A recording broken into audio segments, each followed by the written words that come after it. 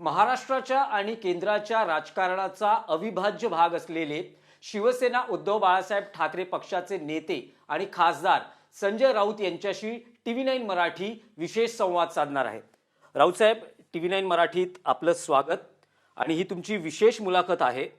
महाराष्ट्राच्या राजकारणात निवडणुकांचा हंगाम आता थेट 3 महिन्यांनी आहे, पण तरीही सध्या काही घडत नसलं तरी महाराष्ट्राच्या राजकारणात बरंच काही घडतंय असं आपल्याला दिसतं आहे. जसं महाराष्ट्राच्या राजकारणात बरंच काही घडतंय तसं शिवसेना उद्धव बाळासाहेब ठाकरे या पक्षातही बरंच काही घडतं आहे. तर आपल्या मुलाखतीचा केंद्रबिंदू हा सध्या शिवसेना उद्धव बाळासाहेब ठाकरे पक्षात नेमकं चाललंय तरी काय, हा केंद्रबिंदू आहे. आपण महाराष्ट्राच्या राजकारणावरही चर्चा करणार आहोत. तर आपण या मुलाखतीची सुरुवात करतो आहोत. सुरुवातीला मी तुमच्याकडून एक अपेक्षा व्यक्त करतो की आज जे तुम्हाला प्रश्न विचारले जातील त्याची तुम्ही दिलखुलास उत्तर द्याल, कारण तुम्ही स्पष्ट वक्ते आहात. रोखठोक हे तुमच्या सदराचं सामनातल्या नाव आहे, त्यामुळे अपेक्षा आहे की तुम्ही दिलखुलास आणि थेट उत्तर द्या. तर पहिलाच मुद्दा आहे सध्याची बारामती विधानसभा पोटनिवडणूक. सुनेत्रा पवार उपमुख्यमंत्री ह्या उमेदवार आहेत महायुतीच्या. राष्ट्रवादी काँग्रेस शरद पवार पक्षानं त्यांना पाठिंबा दिलेला आहे. काँग्रेसनं या निवडणुकीत आपला उमेदवार जाहीर केलेला आहे. पण शिवसेना उद्धव बाळासाहेब ठाकरे पक्ष अजूनही या निवडणुकीबाबत किंवा सुनेत्रा पवारांना पाठिंबा देण्याबाबत आपली थेट भूमिका, स्पष्ट भूमिका मांडत नाहीये. बघा, हा तुमचा जो प्रश्न आहे तो प्रश्न महत्त्वाचा आहे. बरोबर आहे. बारामती बरोबर राहुरी पोटनिवडणूक आहे. दोन्ही ठिकाणच्या विद्यमान आमदारांचा मृत्यू झालेला आहे. अजितदादांचा तर जो मृत्यू झाला ज्या पद्धतीनं, त्या धक्क्यातून अद्याप महाराष्ट्र सावरलेला नाही. त्यांच्या पत्नी सुनेत्रा पवार निवडणूक लढत आहेत विधानसभेची. त्या उपमुख्यमंत्रीपदाची त्यांनी शपथसुद्धा घेतलेली आहे. त्यांना आता आमदार व्हावं लागेल. अर्थात शरद पवारांच्या पक्षानं आधीच जाहीर केलं होतं की आम्ही ही निवडणूक लढणार नाही. हा त्यांच्या कुटुंबातला एक महत्त्वाचा प्रश्न. अजितदादा त्यांच्या कुटुंबाचे महत्त्वाचे घटक होते. अशा वेळेला त्यांच्या पत्नीला राजकीयदृष्ट्या विरोध करणं हे बरोबर नाही. पण याचा अर्थ त्यांनी याआधी अशा प्रकारच्या निवडणुका लढल्या नाहीत का? मागच्या लोकसभेत सुनेत्राताई पवार विरुद्ध सुप्रिया सुळे असा सामना झाला ना. विधानसभेला अजितदादा पवार विरुद्ध त्यांचे सख्खे पुतणे युगेंद्र पवार असाही सामना झाला.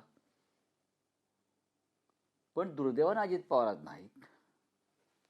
बारामतीच्या जनतेची सहानुभूती अजित पवारांच्या बाजूने आहे. त्याच्यामुळे पवारांनी कुटुंब म्हणून निर्णय घेतला असेल की आम्ही उतरणार नाही. दुखवटा किंवा श्रद्धांजली. आता निवडणूक बिनविरोध करायची की नाही हा निर्णय सर्वानुमते व्हायला पाहिजे. बारामती काय शिवसेनेचा स्टेक अजिबात नाही आहे. बरोबर. त्याच्यामुळे आम्ही निर्णय घ्यायचा का उद्धव साहेबांनी त्यासाठी थेट निर्णय घेण्याचा प्रश्नच येत नाही. सुनेत्राताई पवारांनी उद्धवजींना फोन केला. उद्धवजींनी त्यांना शुभेच्छा दिल्या. कारण अजितदादांचे आणि त्यांचे जे संबंध होते मंत्रिमंडळात सहकारी म्हणून, ते खूप चांगले संबंध होते. विश्वासू एक सहकारी म्हणून ते त्यांच्याकडे पाहत होते. पण शेवटी काँग्रेस पक्षाला असं वाटलं की निवडणूक बिनविरोध का करावी, हा काँग्रेस पक्षाचा प्रश्न आहे. काँग्रेस पक्ष महत्त्वाचा पक्ष आहे. जर शरद पवारांचा पक्ष लढत नसेल तर तो त्यांचा प्रश्न आहे. आम्ही का लढू नये. आता तो काँग्रेसचा प्रश्न आहे. काँग्रेसने निवडणुकीत उमेदवार उभा केलेला आहे. तो शेवटपर्यंत टिकतोय का किंवा टिकवायला जातोय का हे पुढल्या 5-6 दिवसामध्ये कळेल. काँग्रेसने एक अट टाकली आहे, ती अट अत्यंत योग्य आहे. तुम्ही जर अजितदादांवर तुमचं एवढं प्रेम आहे, त्यांच्या मृत्यूनं तुम्हाला इतका मोठा धक्का बसलेला आहे, तर मग अजितदादांच्या मृत्यू संदर्भातला जो गुन्हा दाखल करायचा आहे, FIR म्हणतात त्याला, तो तुम्ही काय दाखल करून घेत नाही महाराष्ट्रामध्ये. त्यासाठी रोहित पवारांना कर्नाटकात जावं लागलं 0 FIR दाखल करण्यासाठी. काँग्रेसची जी काय एक भूमिका आहे त्या संदर्भात ती सगळ्यांचीच भूमिका आहे. महाराष्ट्रात तुम्ही FIR दाखल करा आणि ती जी विमान कंपनी आहे त्या विमान कंपनीचा जो मालक आहे बरं का, त्याच्या विरुद्ध गुन्हा दाखल करा आणि त्या पद्धतीनं तपासाला दिशा द्या. ही काँग्रेसची जर भूमिका असेल, ती महाराष्ट्राच्या मनाचीच भावना आहे. नाही, पण राऊत साहेब, तुम्ही म्हणालात की काँग्रेसनं भूमिका घेतली, त्यांनी या पोटनिवडणुकीत आपला उमेदवार दिला. शरद पवारांनी भूमिका घेतली, त्यांनी पाठिंबा दिला. तर उद्धव ठाकरे यांनी शुभेच्छा दिल्या, पण भूमिका म्हणून काही आहे का काय पक्षाचं? असतं भूमिका? पाठिंबा देणं नाही, न देणं. नाही, भूमिका म्हणजे काय असतं? काय भूमिका काय? बघा, एखादी जागा रिकामी झाली आणि ती जागा शिवसेना लढत असते. समजा राहुरीला मागची निवडणूक शिवसेनेनं लढली आहे, म्हणजे आमचा हक्क आहे. शिवसेना पक्षप्रमुखांनी आणि पक्षानं नक्की त्याविषयी भूमिका घेतली असते. पण दोन्ही ठिकाणी मागच्या निवडणुकीत, त्याच्या आधीच्या कोणत्याही निवडणुकीमध्ये आमची काही भूमिकाच नाही आहे. त्या दोन्ही जागा ज्या आहेत या शरद पवारांच्या नेतृत्वाखालच्या काँग्रेसनं लढल्यात, अजित पवारांच्या काँग्रेसनं लढल्यात. जेव्हा एकत्र असताना शिवसेना फक्त त्यांना पाठिंबा देत आली. अशा वेळेला तुम्ही जो प्रश्न विचारता शिवसेनेची भूमिका काय, याच्यामध्ये शिवसेनेची विशेष भूमिका असण्याचं कारण नाही, अजिबात कारण नाही आहे. नाही, पण राऊत आज साहेब, तुम्ही पाहिलं असेल हा, की शरद पवारांनी जरी पाठिंबा दिला असला तरी त्यांच्या पक्षाचा कोणते नेता अर्ज भरायला उपस्थित नव्हता. पाहिलात का तुम्ही? नाही, मला तरी दिसला नाही. या मागचं काय कारण असू शकतं? नाही, बघा, शेवटी ती त्यांची कौटुंबिक भूमिका आहे. राजकीय भूमिका आणि कौटुंबिक भूमिकेमध्ये मी नेहमी फरक करतो की एक कुटुंब म्हणून त्यांनी त्यातून माघार घेतली. पण शेवटी राजकीय दृष्ट्या शरद पवार हे महाविकास आघाडीबरोबर आहेत आणि शरद पवार हे शेवटपर्यंत महाविकास आघाडीबरोबरच राहतील. नाही, पण राऊत साहेब, उद्धव ठाकरे हे महाराष्ट्राचे माजी मुख्यमंत्री आणि महाविकास आघाडीचे एक प्रमुख मोठे नेते आहेत. उद्धव ठाकरेंनी जर आवाहन केलं असतं महाविकास आघाडीतल्या आपल्या मित्र पक्षांनाही, तर कदाचित ही बिनविरोध होऊ शकली असती निवडणूक. नाही, बघा, हे तुमचं जे म्हणणं आहे ते काय मला पटत नाही. प्रत्येक पक्ष स्वतंत्र आहेत. भारतीय जनता पक्षाला आम्ही मदत का करावी? भारतीय जनता पक्षाला मदत का करावी? भारतीय जनता पक्षाचं काय अजित पवारांवरचं प्रेम काय एवढं उतू जात नाहीये. अजित पवारांना फोडलं ते शरद पवारांनी महाराष्ट्र कमजोर करण्यासाठी फोडलेलं आहे. अजित पवारांवरती खटले दाखल केले, खोटे आरोप केले आणि त्यांना जेरी झाडलं. ते का फार प्रेम होतं म्हणून अजित पवार त्यांच्याकडे गेले नाहीत. आणि अजित पवारांची भूमिका गेल्या काही काळातली ही भाजपबरोबर लांब जाण्याचीच होती. तुम्ही जे विलिनीकरण म्हणताय ते विलिनीकरण जे होतं ते विलिनीकरण भाजपपासून दूर जाऊन आपल्या जुन्या घराकडे परतण्यासंदर्भात त्यांची चर्चा त्यांच्या पवारसाहेबांच्या नेत्यांशी सुरू होती.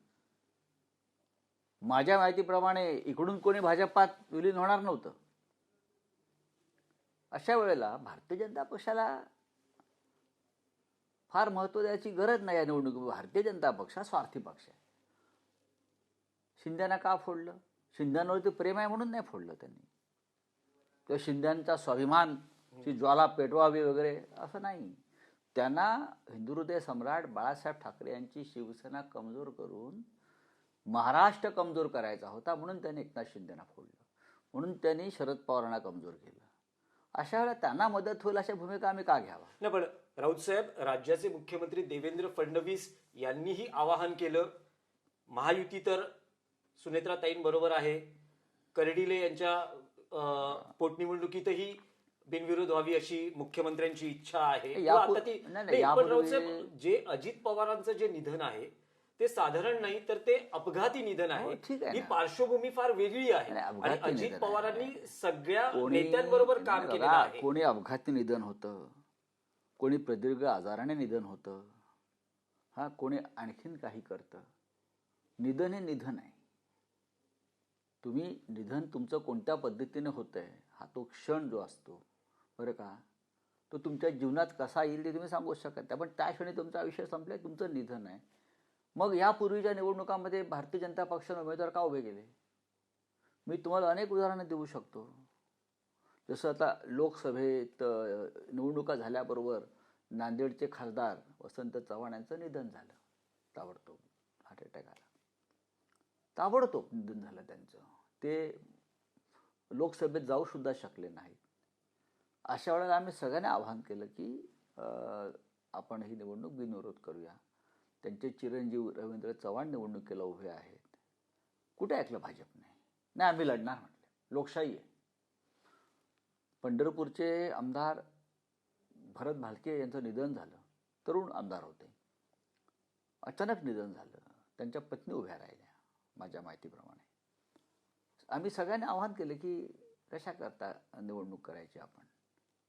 भाजपने उमेदवार टाकला. फडणवीस ऐकले नाहीत आणि त्यांनी निवडणूक लढवली. प्रचंड सत्ता आणि पैशाचा वापर केला तिथे भालके यांच्या पत्नीला हरवण्यासाठी. मला वाटतं त्यानंतर स्वतः अजित पवार आणि पिंपरी चिंचवडला लक्ष्मण जगतापांचं निधन झालं. त्यांच्या पत्नी उभ्या राहिल्या ना, त्याही विधवाच होत्या.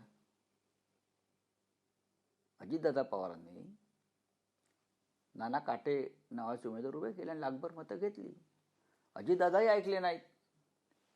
तेव्हा तुम्ही प्रत्येक वेळेला भूमिका सोयीची घेऊ शकत नाही. आता तुम्ही केली पाहिजे बिनविरोध, कालचं काल. बघा, जर महाराष्ट्रामध्ये अशा प्रकारे रिक्त झालेल्या जागेवरती निवडणुका तुम्हाला बिनविरोध करायच्या असतील तर सर्व पक्षांनी एक ठराव मंजूर केला पाहिजे.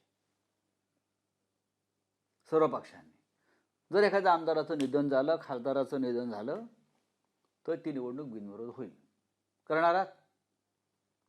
करा ना. आम्हाला माहिती आहे बारामतीचा निकाल काय आहे, सगळ्यांना माहिती आहे. पण काँग्रेस निवडणूक लढते आहे ना, आणि काँग्रेसने काही माघारीसाठी एखादी अट ठेवली आहे. ती अट महाराष्ट्राला मान्य आहे. त्याच्यामुळे देवेंद्र फडणवीस, चंद्रशेखर बावनकुळे, राधाकृष्ण विखे पाटील हे जे उत्तुंग नेतृत्व आहे या राज्यातलं, विचारवंत, यशवंतराव चव्हाणांच्या पुढे जाणारं असं वगैरे, तर त्यांनी याच्यावरती विचार करावा की अजितदादांच्या संशयास्पद मृत्यू संदर्भातला FIR महाराष्ट्रात दाखल करावा आणि मग काँग्रेसला सांगावं ती मागे घ्या. नाही, पण राऊत साहेब, असं म्हटलं जातं आहे की सुनेत्राताई पवार यांना पाठिंबा देण्यावरून शिवसेना उद्धव बाळासाहेब ठाकरे पक्षातही 2 मतप्रवाह आहेत. सुनेत्राताईंनी उद्धव ठाकरेंना फोन केला होता, पाठिंब्याची विनंती केली होती. उद्धव ठाकरेंनी शुभेच्छा दिल्याचं तुम्ही म्हणताय. पण एका गटाला असं वाटतं आहे की पाठिंबा दिला पाहिजे, बिनविरोध झाली पाहिजे. आणि तशा पद्धतीच्या बातम्या 2 दिवसापूर्वी माध्यमांमध्ये आल्या आहे की शिवसेना ठाकरे गटाचा सुनेत्राताईंना पाठिंबा. पण तुम्ही असं म्हणता आहात की कोणताही निर्णय झालेला नाही, पक्षात चर्चा सुरू आहे आणि पाठिंबा का द्यावा असाही एक शिवसेना, असाही एक गट आहे की ज्याला असं वाटतं की पाठिंबा का द्यावा. सुनेत्राताई या भाजपच्या पाठिंब्यावर लढणाऱ्या उमेदवार. मुळात शिवसेनेमध्ये वेगळ्या विचाराचा गट आहे हे म्हणणं बरोबर नाही. माननीय उद्धव ठाकरे पक्षप्रमुख बरं का, यांच्याशी सुनेत्राताईंशी चर्चा झाल्यावरती पक्षप्रमुखांनी सर्व नेत्यांना ही माहिती दिली किंवा सुनेत्राताईंचा फोन आला होता, त्यांना आपला पाठिंबा हवा आहे. तर आम्ही म्हटलं तुम्ही निर्णय घ्या साहेब, आपण महाविकास आघाडीत आहोत, आपण सारासार विचार करून आपण जो निर्णय द्याल तो निर्णय सगळ्यांना मान्य होईल. असं आहे की ते सुद्धा मग इतर ठिकाणी इतर पक्ष काय करतात त्याचा अभ्यास करतात. आता माझ्या माहितीप्रमाणे शरद पवार साहेबांचा पाठिंबा मागण्यासाठी छगन भुजबळ आणि आणखीन एक मंत्री सिल्वर ओकला गेले होते ना, आणि कोणीतरी अर्ज भरायला या सुनेत्राताई पवारांचा असंही त्यांना विनंती केली. पण मला आज कोणी दिसलं नाही. मी तेच म्हणतो की कौटुंबिक भावना वेगळ्या आहेत आणि राजकीय भूमिका वेगळ्या आहेत. अजितदादा पवार काय शरद पवारांची मान्यता घेऊन 40 आमदार घेऊन तिथे गेले नाहीत. ते त्यांच्या व्यक्तिगत कारणासाठी गेले. त्याच्यामुळे पवारांनी जरी भूमिका घेतली असतील किंवा ठीक आहे, कौटुंबिक यावेळेला एक आमच्या संवेदना आहेत, त्यांच्या कुटुंबातल्या महिलेबरोबर आहेत आणि ते योग्य आहे त्यांची भूमिका. नाही, पण राऊत साहेब, म्हणजे असं मानायचं का की शरद पवारांचा या पोटनिवडणुकीत सुनेत्रा पवारांना कौटुंबिक पाठिंबा आहे, राजकीय पाठिंबा नाही? हे मी कसं काय सांगू. जर राजकीय पाठिंबा असता तर आज त्यांच्या पक्षाचे लोक तिथे हजर असते. पण नक्कीच कुटुंब ते एक आहे, हे आपण वारंवार पाहतो. पण राजकीय पाठिंबा जर त्यांनी जाहीर केला असता तर महाविकास आघाडीमध्ये त्यांची अडचण झाली असती. त्यांनी त्यांची जागा असताना उमेदवार उभा केला नाही. हीच एक कुटुंब प्रमुख म्हणून त्यांनी सुनेत्राताईंना दिलेला पाठिंबा असं मी मानतो. राऊत साहेब, पण आता या निवडणुकीच्या पाठिंब्यावरून एक मुद्दा उपस्थित होतो. काँग्रेसने त्यांचा उमेदवार निवडणुकीच्या रिंगणात टाकलेला आहे. अर्ज मागे घेण्याची वेळ आहे, पण तुम्हाला असं वाटतं का की काँग्रेसचा हा उमेदवार शेवटपर्यंत रिंगणात राहील? आणि असं असेल, समजा जर हा उमेदवार रिंगणात राहिला तर महाविकास आघाडीचे नेते म्हणजे शिवसेना उद्धव बाळासाहेब ठाकरे पक्षही आणि राष्ट्रवादी काँग्रेस पक्ष शरद पवार बघा, प्रचाराला जातील. नाही, बघा, तिथे मला वाटत नाही की प्रचाराची फार रणधुमाळी राहील बारामतीमध्ये. मुळात काँग्रेस पक्षाने जे सांगितलं आहे की तुम्ही अजित पवारांवरती त्या संदर्भात जो मृत्यू संदर्भात FIR दाखल करा. हा FIR दाखल केला तर निवडणूक होणार नाही. आणि खरोखर आम्ही अजित पवारांना मानतो किंवा अजित पवारांच्या मृत्यू संदर्भात सरकार गंभीर आहे हे स्पष्ट होईल. त्यांनी ते करावं हे आमच्या सगळ्यांचं म्हणणं आहे. आणि जर त्यांनी नाही केलं तर ती निवडणूक होईल असं चित्र मला दिसतं आहे.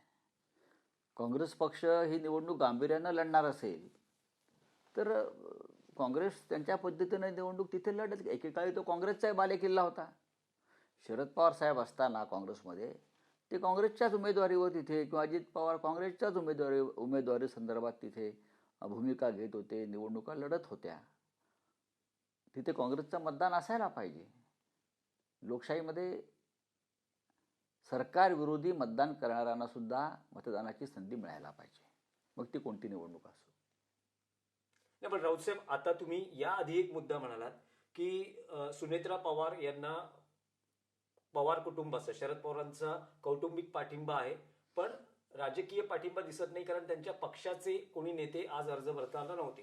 जेव्हा सुनेत्राताईंनी उद्धव ठाकरेंना फोन केलेला तेव्हा अशी काही अपेक्षा व्यक्त केली होती का की तुम्ही आम्हाला पाठिंबाही द्या आणि आमच्या अर्ज भरण्यावेळेस तुमच्या पक्षाचा एक महत्वाचा नेता पाठिंबा म्हणून आम्हाला पाठवा? बघा, सुनेत्राताईंनी जेव्हा शिवसेना पक्षप्रमुखांना निवडणुकीच्या आधी जेव्हा फोन केल्याचा अर्थ त्यांनी पाठिंबा मागण्यासाठीच फोन केला. हे काय जाहीर करण्याची गरज नाही. तुम्ही मला पाठिंबा द्या.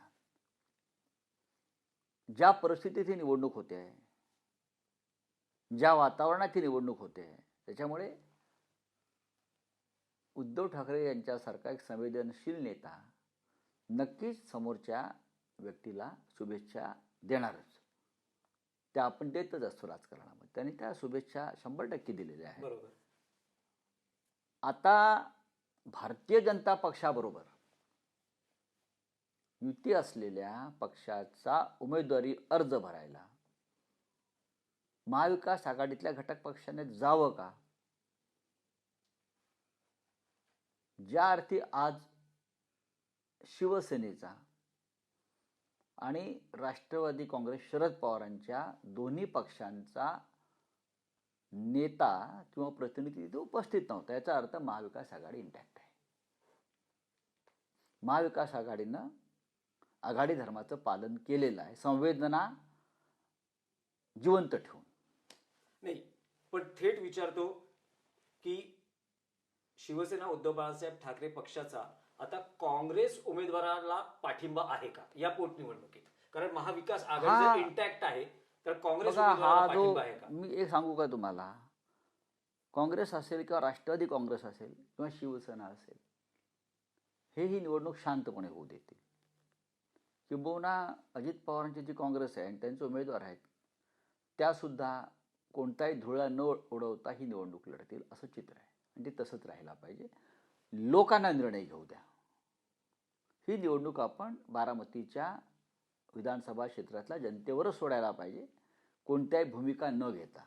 नाही, पण राऊतसाहेब, समजा काँग्रेसनं या निवडणुकीच्या प्रचारात महाविकास आघाडीच्या नेत्यांना आमंत्रित केलं, विशेषतः तुम्हाला आमंत्रित केलं, तर तुम्ही प्रचाराला जाणार किंवा प्रचारात सहभागी होणार? नाही, एक लक्षात घ्या, जर त्यांनी महाविकास आघाडी म्हणून आम्हाला आमंत्रित केलं तर ते माननीय पक्षप्रमुख जो निर्णय देतील त्यानुसार मी निर्णय घेईन. त्याने जर उद्धवजींना सांगितलं की प्रचारासाठी एखादा माणूस पाठवा,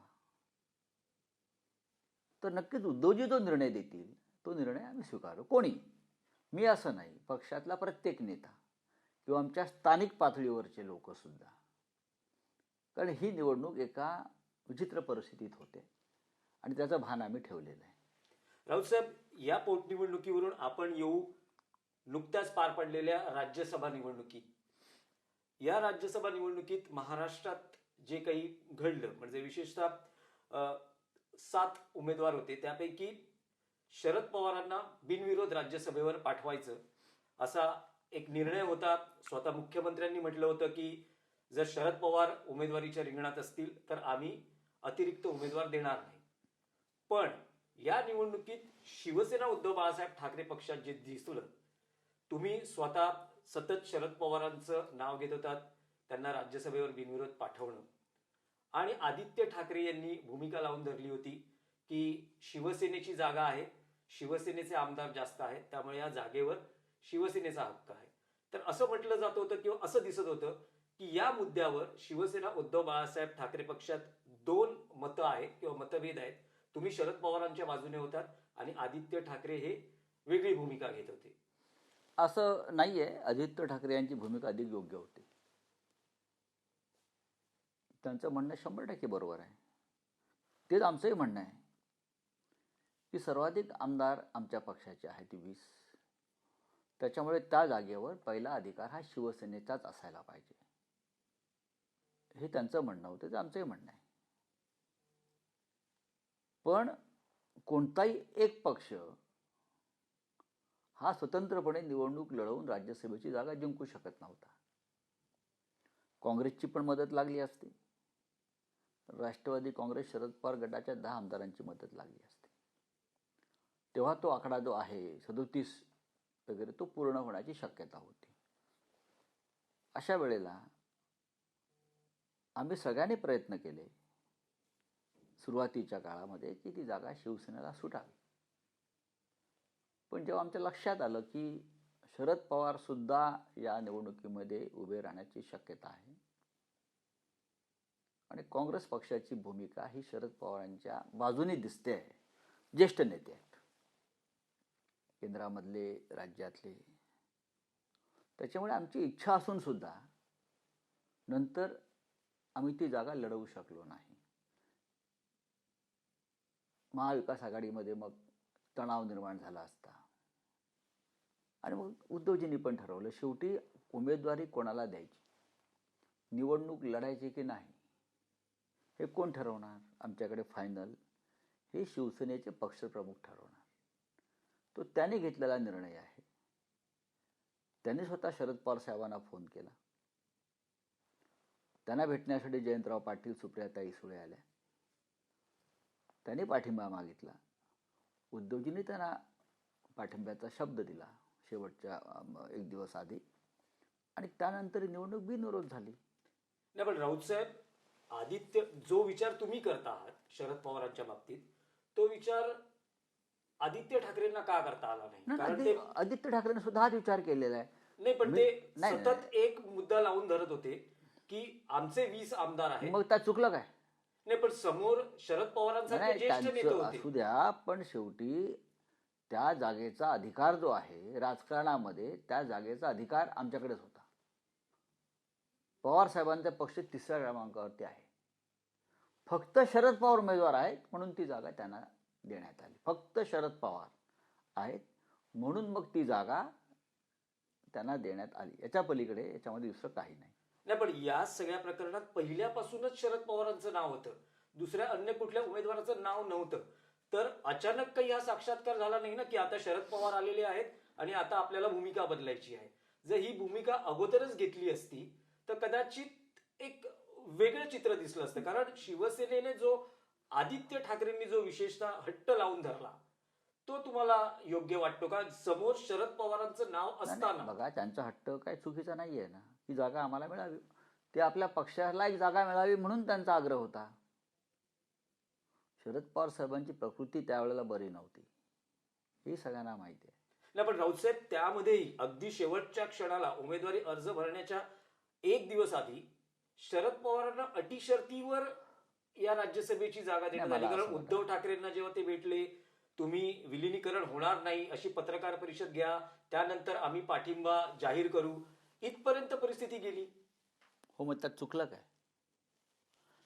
जर ना मग शरद पवारांना नाही, जर नाही, नाही, या जर- वयात जर- जर- अटी शर्तींवर जावं लागतं. नाही नाही, हे शरद पवारांना अटी शर्ती नव्हत्या. हे त्यांच्या पक्षाने भूमिका स्पष्ट करावी. भूमिका काय स्पष्ट करावी? त्यावेळेला बाजारात, राजकीय बाजारात म्हणतो मी, चर्चा सुरू होती, विलिनीकरण आहे आणि दोन पक्ष एकत्र येतील. तेव्हा काँग्रेस असेल दिल्लीतलं किंवा महाराष्ट्रात उद्धव जे असेल, आम्ही असो, आम्हाला नक्की शंका आली की बाबा ही जागा जर राष्ट्रवादी म्हणजे पवार साहेबांसाठी सोडली आणि हा पक्ष त्यांच्यात विलीन झाला का, विलिनीकरणाच्या चर्चेनं अंतिम रूप धारण केलं तर कसं काय व्हायचं? त्याच्यामुळे उद्धव ठाकरेंनी स्पष्ट सांगितलं जयंतराव पाटलांना आणि सुप्रियाताईंना मातोश्रीवरती, संभ्रम आहे लोकांच्या मनात, गोंधळ आहे लोकांच्या मनात. हा गोंधळ तुम्ही सगळ्यात आधी दूर करा की हे विलिनीकरण वगैरे थोतांड आहे, असं आम्ही कोणत्याही प्रकारची पावलं आमच्याकडून उचलली जाणार नाहीत आणि आम्ही महाविकास आघाडीबरोबरच आहोत. हा लोकांच्या मनातला संभ्रम जर दूर झाला नाही आणि आम्ही जर पवार साहेबांच्या मागे उभं राहिलो तर लोक आमच्या बाबतीत संभ्रम निर्माण करतील.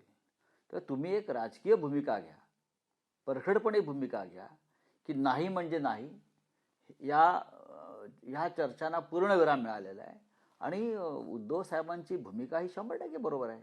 नाही, पण राऊतसाहेब असं म्हटलं जातं की तुम्ही शरद पवार यांचं राजकारण खूप जवळून बघितलं, महाविकास आघाडीचे तुम्ही दोन प्रमुख शिल्पकार आहात वगैरे वगैरे वगैरे, आणि तुमचा शरद पवारांविषयी सॉफ्ट कॉर्नर आहे आणि तुम्ही अनेकदा त्यांच्या या राज्यसभेच्या उमेदवारी बाबतीत आपली भूमिका जाहीर केली. रादर असं म्हटलं जात होतं की संजय राऊत यांनीच शरद पवार यांची राज्यसभेची उमेदवारी जाहीर केली आणि उद्धव ठाकरे किंवा आदित्य ठाकरे यांना हे खटकलं. कारण जर शरद पवारांच्या उमेदवारीचा निर्णय जाहीर करायचा असेल तर तो ठाकरेंनीच करावा, असं एक मत होतं, अशी बाहेर राजकीय वर्तुळात चर्चा आहे. असू द्या ना, मी शरद पवार साहेबांची उमेदवारी कधीच जाहीर केली नाही. नंबर एक, मला माझ्या पक्षाची शिस्त आणि मर्यादा माहिती आहेत आणि त्या माझ्या इतकं कोणालाच जास्त माहीत नाही. मी वारंवार सांगतो. हे का सांगतो? सध्या जे पक्षाचे 12-13 नेते, त्याच्यामध्ये मी असा नेता आहे ज्याला बाळासाहेब ठाकरेंनी नियुक्त केलं आहे. बाळासाहेब ठाकरे यांना जर आपण खूप शहाणं नेतृत्व मानलं या देशातलं, राज्यातलं, तर त्यांनी मला जर नेतृत्वासाठी माझी निवड केली, त्याच्यासाठी त्यांना माहीत असेल ना की हा माणूस चुकीचं काहीच करणार नाही आणि मी कधीच चुकीचं केलं नाही. मला जेव्हा प्रश्न विचारला पत्रकारांनी की निवडणुकीत काय होईल, कोण लढणार आहे, तेव्हाही म्हटलं की आमच्या सर्वाधिक जागा आहेत, आमचा अधिकार आहे. पण माझ्या असं लक्षात आलं की शरद पवार इच्छुक आहेत. जर असं असेल तर आम्हाला त्याबाबत एकत्र बसावं लागेल.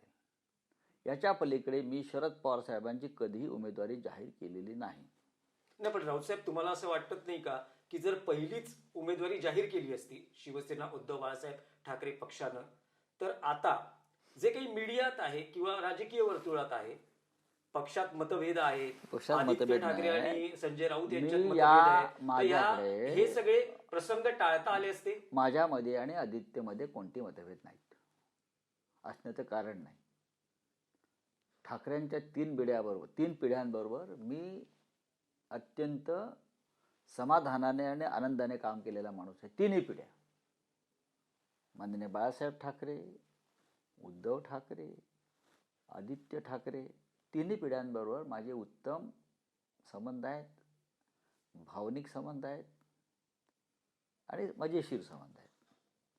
माझे कोणाशी मतभेद नाही. कारण मी जीवनामध्ये फार महत्त्वाकांक्षा राजकीय कधी बाळगलेल्याच नाही आहेत ना. मला कधीच असं वाटलं नाही की एखादी गोष्ट मला मिळवायचीच आहे. मी माझ्या पक्षावर प्रेम करतो. मी बाळासाहेब ठाकरेंमुळे या पक्षामध्ये आहे. बाळासाहेब ठाकरेंनी मला घडवलेलं आहे. ठाकरे कुटुंबानं मला प्रेम दिलेलं आहे. हे मी कधीच विसरत नाही. त्याच्यामुळे हे काय मतभेद वगैरे वगैरे या सगळ्या झूड गोष्टी आहेत. नाही, पण राऊत साहेब, तुम्ही शरद पवारांच्या उमेदवारीला पाठिंबा दिलात, नंतर पक्षानेही तो निर्णय घेतला, पण यामुळे तुमच्या पक्षात खासदार असलेल्या प्रियांका चतुर्वेदी मात्र नाराज झाल्या. कारण जी मातोश्रीत बैठक झाली, ज्यात उद्धव ठाकरेंनी खासदारांशी संवाद साधला, त्या बैठकीतल्या बऱ्याचशा बातम्या या बाहेर आल्या आणि त्यात प्रियांका चतुर्वेदी यांनी स्पष्ट नाराजी व्यक्त केली, तुमचं नाव घेत ही नाराजी व्यक्त केली की संजय राऊत असं कसं काय करू शकतात, जेव्हा आपल्या या जागेवर आपला क्लेम होता, आपला दावा होता, बघा, अशी कशी जागा आपण बघा, सोडतो? या जागेवरती आपला क्लेम आहे सांगण्यासाठी मला त्यांची गरज वाटत नाही. मी या पक्षात 40 वर्ष आहे, कळलं का? या पक्षासाठी आम्ही आमच्या पिढीनं घाम रक्त सर्व काही दिलेलं आहे, वेळ दिलेला आहे. त्याच्यामुळे मला प्रश्न विचारण्याचा अधिकार हा उद्धव ठाकरेंना आहे. मला प्रश्न विचारण्याचा अधिकार हा बाळासाहेब ठाकरेंना होता. शरद पवारांचं नाव घेणं गुन्हा आहे का कुठे? नाही. आम्ही जेव्हा राजकीय चर्चा करतो तेव्हा राहुल गांधी असतील, खरगेजी असतील, शरदराव असतील, यांचे संदर्भ येत असतात बैठकांमध्ये. आणि राजकीय परिस्थिती आपण समजून घ्यायला पाहिजे सगळ्यांनी.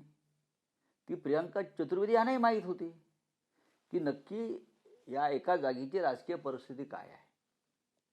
जोपर्यंत शरद पवारांचं नाव समोर येत नव्हतं तोपर्यंत अनेक गोष्टी सहज सोप्या वाटत होत्या.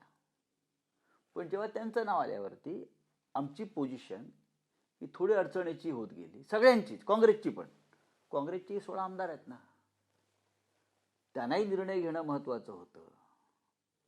शेवटी उद्धव साहेबांना सुद्धा पवार साहेब समोर आल्यावरती उद्धव साहेबांसारख्या नेत्याला सुद्धा काही भूमिका घेणं थोडं अवघड गेलं असतं, जात होतं. आणि मग शेवटी ठरलं की आपल्याला पवार साहेबांना पाठिंबा द्यायचा आहे. त्याच्यामुळे मी कोणाचं नाव घेतलं, माझ्या नाव घेऊन काय उमेदवारी मिळते का? उद्धव ठाकरे साहेबांनी जर ठरवलं असतं की नाही काही झालं तरी ही जागा मला लढायचीच आहे आणि प्रियांका चौधरी याच उमेदवार आहेत, नक्कीच आम्ही त्यांच्या विजयासाठी प्रयत्न केले असते, नक्कीच केले असते. जर पक्षाने आदेश दिला असता की आपल्याला ही जागा लढायची आहे आणि या आपला उमेदवार आहेत. नाही, पण असं म्हटलं जातं. आणि दुसरा असा आहे, त्या बैठकीत असंही झालं असं म्हणतात, मी त्या बैठकीला नव्हतो, बरोबर, त्या बैठकीत असंही झालं म्हणतात की जरी ही जागा आपली असली तरी कोणाला उमेदवारी द्यायची हे मी ठरवणार. कोणी हे गृहीत धरू नये की मीच उमेदवार आहे. उद्धव ठाकरे ठरवणार. हो, आणि आमचं तेच म्हणणं आहे. उद्या मी आतापर्यंत 4 निवडणुका लढलो ना, मी माझी उमेदवारी कधीच जाहीर नाही केली. त्यातल्या 2 निवडणुका थेट बाळासाहेबांच्या काळात झाल्या माझ्या. पण मी नाही सांगितलं की मी उमेदवार आहे म्हणून. बोललो का? नाही. त्यानंतर उद्धवजींच्या काळात सुद्धा मी प्रत्येक वेळी त्यांना विचारायला गेलो, उद्धवजी माझी मुदत संपते, तुम्ही जर मला संधी दिलीत तर मी आपला आभारी राहीन. मी त्यांना आधी विचारलंय, नाहीतर मी दिल्लीतलं माझं जे काय बाडबिस्तर आहे तो आधीच गुंडाळीन.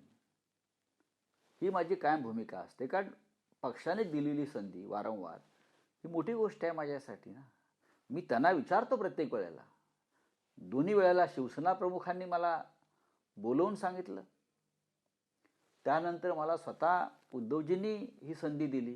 पण मी प्रत्येक वेळेला 2 महिने आधी त्यांच्याकडे जाऊन त्यांना परिस्थिती समजून सांगितली, साहेब तुमचा निर्णय जो असेल तो मला मान्य आहे.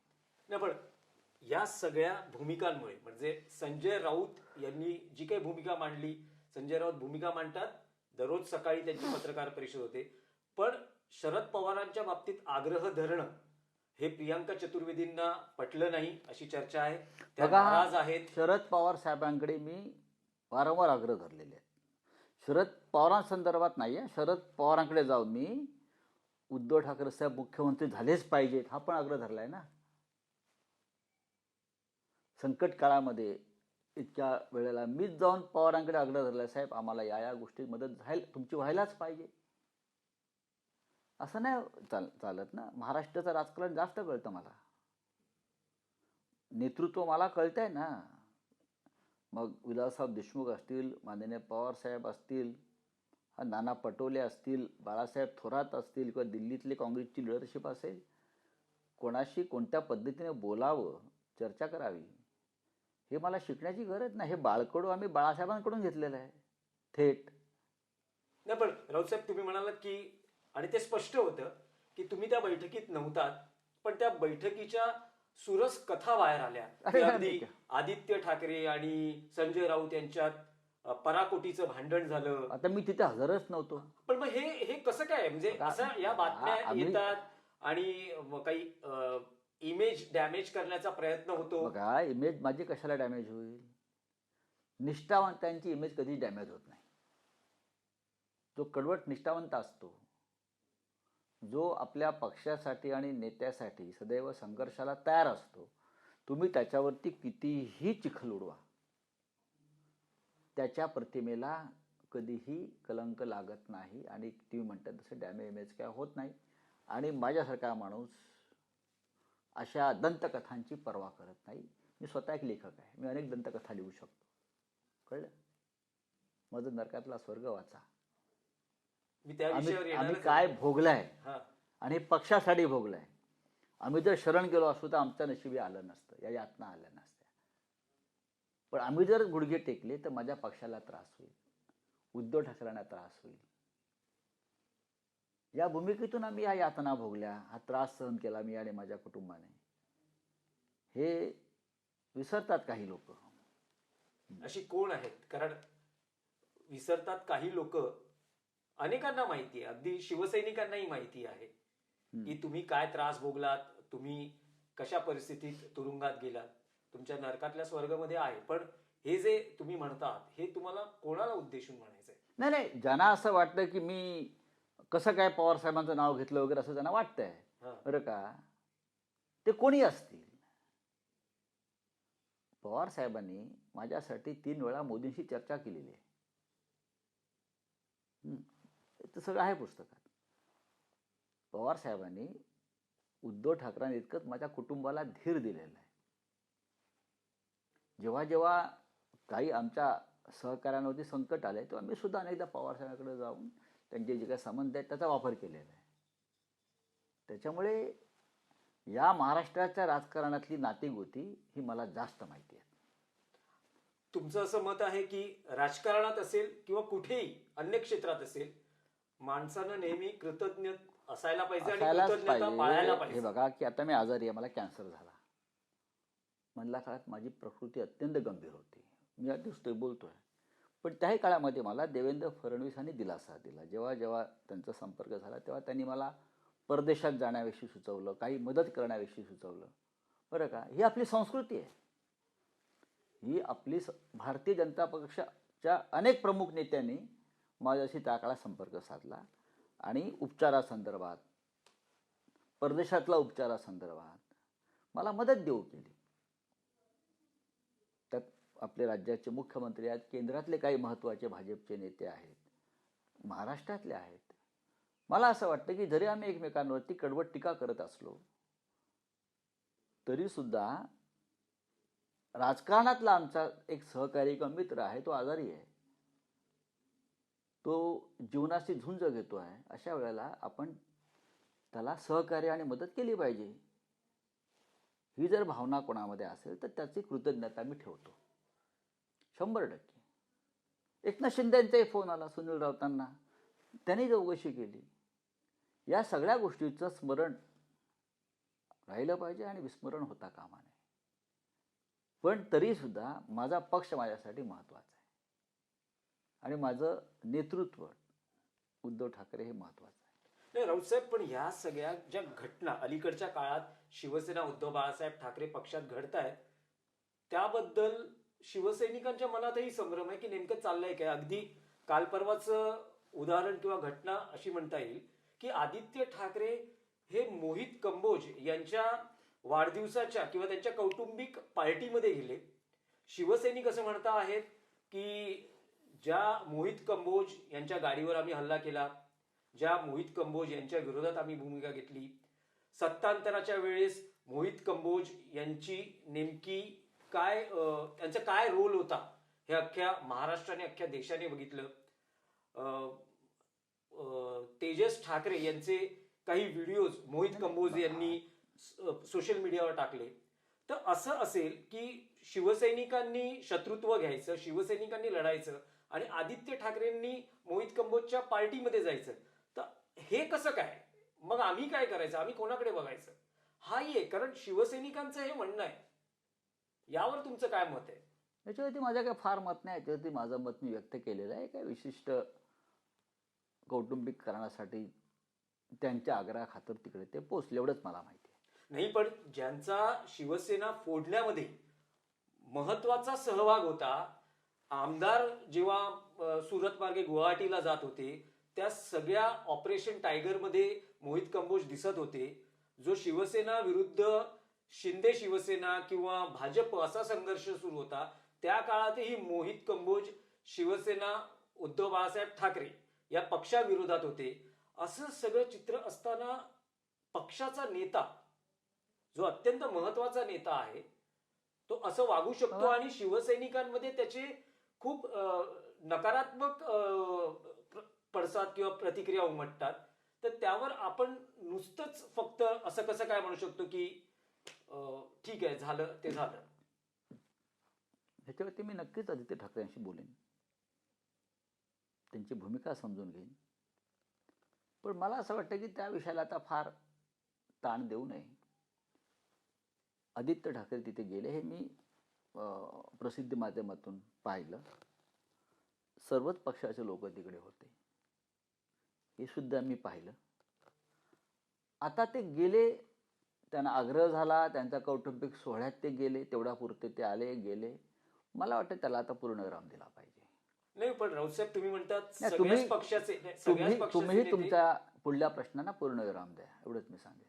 नाही राऊतसाहेब, फक्त माझा एक प्रश्न आहे नाही, की माझं अलीकडच्या काळात जेव्हा शिंदे शिवसेनेच्या मंत्र्यांनी, केंद्रातल्या मंत्र्यांनी डिनर डिप्लोमसी केली होती, त्याला उद्धव बाळासाहेब ठाकरे पक्षाचे 2 खासदार सहभागी झाले. त्यावरूनही बरंच काही शिवसेनेअंतर्गत घडलं. कदाचित उद्धव ठाकरेंना ते पटलं असेल नसेल, उद्धव ठाकरेंची काही प्रतिक्रिया आली नाही.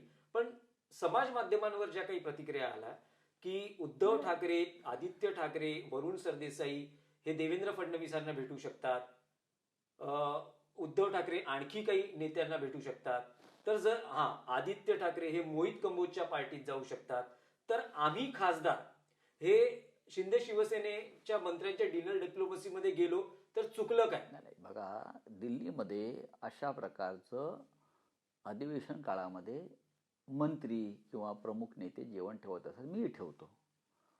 यावेळेला उद्धवजी येणार होते असं ठरल्यामुळे माझी ती तयारी सुरू होती, पण ते आले नाहीत. अनेक केंद्रीय मंत्री आम्हाला जेवायला बोलवतात, आम्ही जात असतो. शरद पवार, नितीनराव गडकरी, त्यानंतर प्रतापराव जाधव नेहमी जेवण ठेवतात ना, असं नाही. त्यांचा मलाही फोन आला होता, पण मी नव्हतो. आता काही मंत्र्यांना जावंसं, खासदारांना जावंसं वाटलं असेल तिकडे, याचा अर्थ त्यांनी काही वेगळी भूमिका घेतली असं होत नाही. ते गेले, काही काळ थांबले. बघा, शेवटी केंद्रामधले मंत्री आहेत, ते आरोग्य खाते त्यांच्याकडे आहे. माझ्या अनेक कामासाठी मंत्री म्हणून त्यांना मी फोन केलेला आहे. जेव्हा महाराष्ट्रातून काही लोकांना एम्समध्ये वगैरे अशी मदत लागते आणि ते त्या विभागाचा चार्ज त्यांच्याकडे असल्यामुळे मंत्री म्हणून त्यांना फोन करावाच लागतो ना. दिल्लीत येणाऱ्या मराठी माणसाला जर आरोग्यविषयक सेवा हवी असेल तर मंत्र्यालाच फोन करावा लागतो. आता तो विशिष्ट पक्षाचा मंत्री आहे म्हणून त्याला फोन नाही. आता इथे सुद्धा महाराष्ट्रामध्ये मुख्यमंत्र्यांना तुम्हाला भेटावंच लागतंय ना. किंवा आता महानगरपालिकेमध्ये भाजपच्या मेयर आहेत किंवा अन्य कोणी आहेत, तुम्हाला तुमची कागद घेऊन त्यांच्या कार्यालयात जावंच लागतं. याचा अर्थ कोणी त्यांच्या पक्षात विलीन होतं का? नाही, पण राऊतसाहेब अनेकदा म्हणजे शिवसेनेतून बाहेर पडल्यानंतर शिंदे शिवसेना, आम्ही तर शिंदे शिवसेना हाच उल्लेख करतो, पण तुमचा पक्ष नेहमी या सगळ्या आमदारांचा, खासदारांचा, त्यांच्या नेत्यांचा गद्दार असा उल्लेख करतो. तर या गद्दार असं जर तुमच्यासाठी ते गद्दार असतील, तर मग त्यांच्या बरोबर जेवणाच्या पंक्तीत त्यांच्या मांडीला मांडी लावून बसून जेवणाचा आस्वाद घेणं नाही, मला हे माहित तुम्हाला पटतं? ते जेवले की नाही मला माहित नाही. त्यांच्या मी पार्टीत सहभागी होणं त्या पटतं? काळा ती पार्टी नाही, त्याला पार्टी म्हणत नाही मी, लक्षात घ्या. ते म्हणजे पार्टी बघा, अगोदरही झाली ना. त्यांनी फक्त शिवसेनेच्याच लोकांना बोलवलं का? नाही ना. ती सर्व पक्षीय भोजन व्यवस्था होती. सगळ्यांना ते आमंत्रण दुसरं सरकारी कागदावर जातं. सरकारी कागदावर मंत्री म्हणून ते आमंत्रण दिलं जातं. तर आता कशाला त्या विषयाला तुम्ही आता फाटे फोडताय? नाही, फक्त माझा एक त्या बाबतीतला शेवटचा प्रश्न असेल, कारण असंख्य शिवसैनिक ही मुलाखत बघतील, बघू द्या ना. असंख्य तुमचे म्हणजे तुमचे अनेक आमदार खासदार ही मुलाखत बघतील की यापुढे अशी कुठचीही बंधनं शिवसेनेचे आमदार खासदार यांच्यावर असणार नाहीत. ते शिंदे शिवसेनेबरोबर कार्यक्रमात सहभागी होऊ शकतात. समजा त्यांचे लोकप्रतिनिधी मंत्री यांनी त्यांना कार्यक्रमात आयोजित केलं, तर समजा ते तिथे गेले तर त्यांना बघा, महाराष्ट्र द्रोह्यांशी तुम्ही मदत केली, तुम्ही गद्दारांबरोबर गेलात, अशा पद्धतीची टीका होणार नाही याची तुम्ही खात्री देऊ शकता? बघा, माझ्यासारखा माणूस भूमिका कठोरपणे मांडत राहील. शेवटी आमचं रक्त जे आहे मूळ शिवसेनेचं आहे. आम्ही कुठल्या बाहेरच्या पक्षातून इथे आलो नाही. त्याच्यामुळे मी ज्या भूमिका घेतो त्या अत्यंत कडवट आणि कठोर असतात. आता अनेक लोक आहेत की बाहेरच्या पक्षातून इथे आले, आमदार झाले, खासदार झाले. ती जी तडप असते मनातली निष्ठा, ती अशा लोकांमध्ये थोडी कमी असते. आम्ही लगेच उसळतो. माझ्यासारखे अनेक लोक पक्षामध्ये आहेत, ज्यांनी कधी पक्ष सोडण्याचा विचार केला नाही, करणार नाही. काही मिळो अगर न मिळो आम्ही पक्षाबरोबर राहू, कारण आमचं अख्खं आयुष्य आमचा जन्म त्या पक्षात झाला आहे. आम्ही बाळासाहेब ठाकरेंबरोबर राहिलेलो आहोत माणसं आहेत ही सगळी. तर आमच्या भूमिका या अधिक कडवट असतात. आता अनिल देसाई असतील किंवा आमचे अरविंद सावंत असतील, असे अनेक लोक आहेत आमदार खासदार आमच्याकडे की ते जन्मतःच त्यांना कडवट शिवसैनिक म्हणून बाळकडू मिळाले. आम्ही शिवसैनिकच आहोत. पण पक्षामध्ये बाहेरून पण लोक आलेले असतात, अनेक पक्षांचे जे संस्कार झालेले असतात, ते आमच्या इतके कडवट नसतात. दुर्दैवाने ते आमच्या इतके कडवट नसतात. आणि त्याच्यामुळे ते इकडे तिकडे थोडंसं त्यांचं संबंध राखले जातात. आम्ही नाही करत असं, हे खरं आहे. रावसाहेब, मुलाखतीच्या शेवटच्या भागात आहोत आणि संजय राऊत म्हटलं तर ठाकरे बंधू युतीचा विषय येणं स्वाभाविक आहे. सध्या ठाकरे बंधू युतीमध्ये काय चाललंय? निवडणुका नाही, पण निवडणुकांच्या काळात ठाकरे बंधू एकमेकांना इतके भेटत होते की आता सध्या काहीच भेटींचा विषय नाही, चर्चा नाही. काय झालंय? काय ठाकरे बंधू युती आहे ना कायम? एकदम अलीकडेच माझ्या राजसाहेबांशी भेटीगाठी चर्चा झाल्या. मधल्या काळामध्ये उद्धव ठाकरे राजसाहेबांच्या दूरध्वनीवरून सुद्धा बोलणं झालं. पहा, दोन्ही पक्ष आता संघटनात्मक बांधणीकडे लक्ष देत आहेत अशी मी माहिती. आमच्याकडे तेच चालू आहे. सन्माननीय राज ठाकरे यांच्या पक्षाचा सुद्धा मी घडामोडी पाहतोय. तेव्हा त्यांनीही राज्यभरामध्ये अनेक संपर्क प्रमुख किंवा इतर काही पदाधिकाऱ्यांच्या निवडणुका करून पक्षनिहाय बैठका वगैरे त्यांच्या सुरू आहेत. पुढले 3 वर्ष निवडणुका नाही आहेत ना. अशा वेळेला प्रत्येक पक्ष संघटनात्मक बांधणीकडेच लक्ष देणार. आम्ही देतोय आणि प्रत्येकानं युती आमच्या महाविकास आघाडीमध्ये असलेल्या किंवा महानगरपालिका आम्ही जे एकत्र आलो, प्रत्येकाने आता आपल्या पक्षाची बांधणी घट्ट केली पाहिजे, एवढंच मी सांगेन. आणि त्यानुसार दोन्ही बाजूला ते काम चालू आहे. नाही, पण असं म्हटलं जातं की दोन्ही ठाकरे बंधू एकमेकांवर नाराज आहेत यासाठी की राज ठाकरेंनी मध्यंतरी एकनाथ शिंदे यांची त्यांच्या शासकीय निवासस्थानी भेट घेतली, तर राज ठाकरे नाराज आहेत, म्हणजे उद्धव ठाकरे यासाठी नाराज आहेत, तर राज ठाकरे नाराज आहेत की त्यांना जो निवडणुकीच्या काळात स्वीकृत नगरसेवक पदाचा एक शब्द म्हणा किंवा एक तसं आश्वासन जे मिळालं होतं ते पूर्ण झालं नाही. राज ठाकरे हे मोठ्या मनाचे नेते आहेत. मी काय जाताना पाहतो ते लहान सहान गोष्टीसाठी कुडत बसणारं नेतृत्व नाही. हा एक स्वीकृत सदस्य हा एक विषय, पण त्यांना प्रभाग समित्यांमध्ये किंवा अन्य याच्यामध्ये उद्धव ठाकरेंनी योग्य पद्धतीनं वाटा दिलेला आहे. विषय राहिला एक स्वीकृत सदस्याचा. मला वाटतं भविष्यामध्ये उद्धवजींकडून त्यातूनही मार्ग निघेल, पण सगळं अलबेल आहे. नाही, पण भेटीगाठी कमी झाल्यात अलीकडे. अहो, असं आहे की भेटीगाठी तेव्हा निवडणुका राजकीय बैठका होत होत्या, पण कौटुंबिक चर्चा सुरू असतात इकडे तिकडे. आता कार्यक्रमात भेटत असतात, चर्चा होत असतात. अलीकडेच मला उद्धवजी म्हटले मी लवकरच राजसाहेबाकडे जाणार आहे म्हणून. बोलले आता थोडंसं कामातून मोकळे मिळाले की जातील ना. नाही, पण ठाकरे बंधू ही युती महापालिका निवडणुकांच्या वातावरणात झाली आणि महापालिकेत एकत्र लढले. ही युती पुढच्या लोकसभा विधानसभा या निवडणुकांसाठी सुद्धा असेल का? एक लक्षात घ्या की मुंबई महानगरपालिकेमध्ये राज ठाकरे यांच्याबरोबर झालेल्या युतीचा फायदा आम्हाला झाला.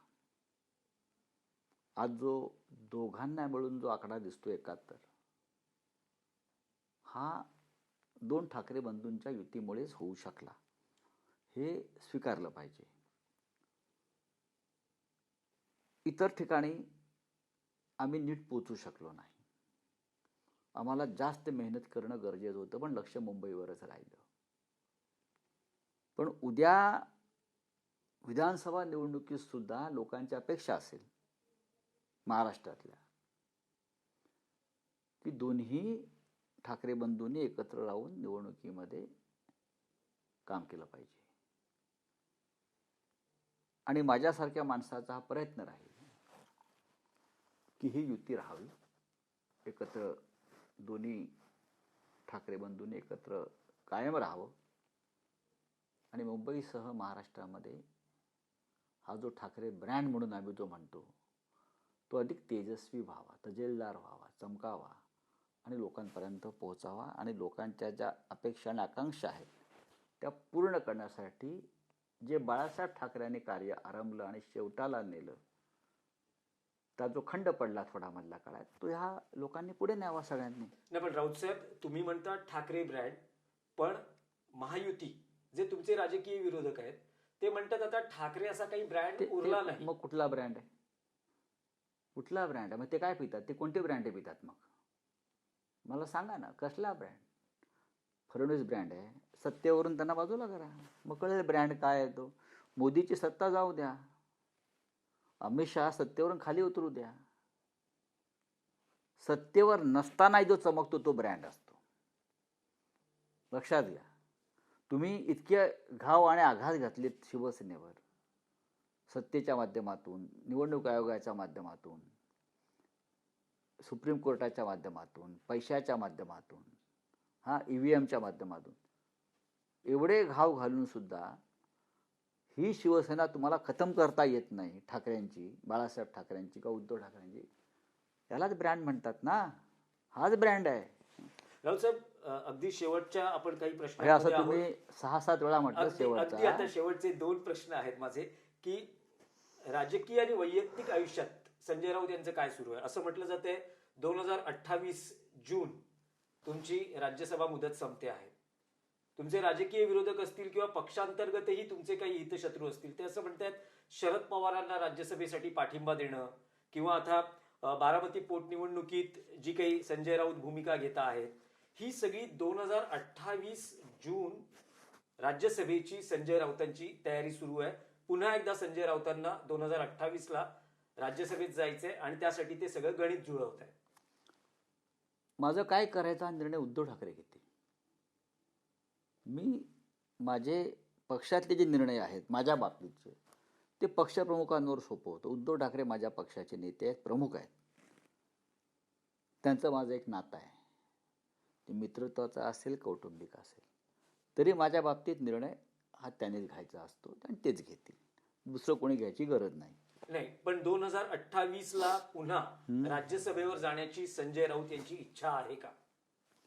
मग माझी प्रकृती कशी आहे त्या काळात आणि शेवटी कुटुंबातले लोक माझे काय म्हणतात ते, आणि उद्धव ठाकरे यांचा मला काय सल्ला राहील त्याच्यावर सगळं ठरेल.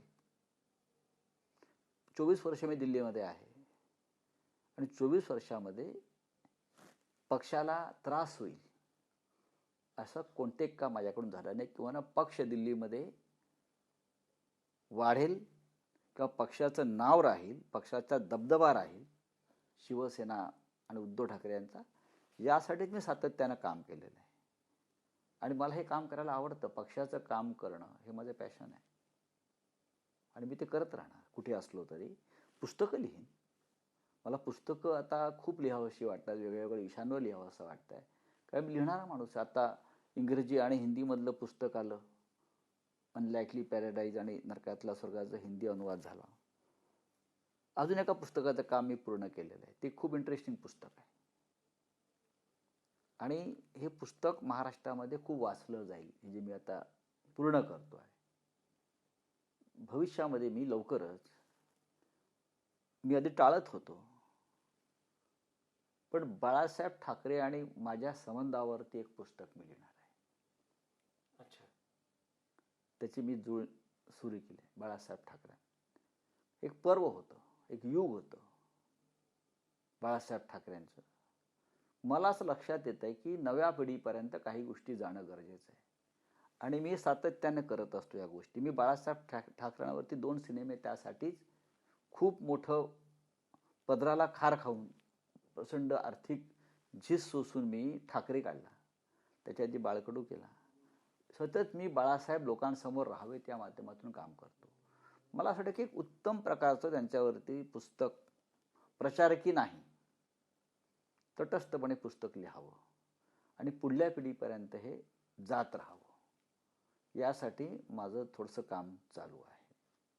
राऊत साहेब, तुमच्या प्रकृतीबाबत काय? तुम्ही एका मोठ्या दुर्धर आजाराला, कॅन्सरशी लढलात.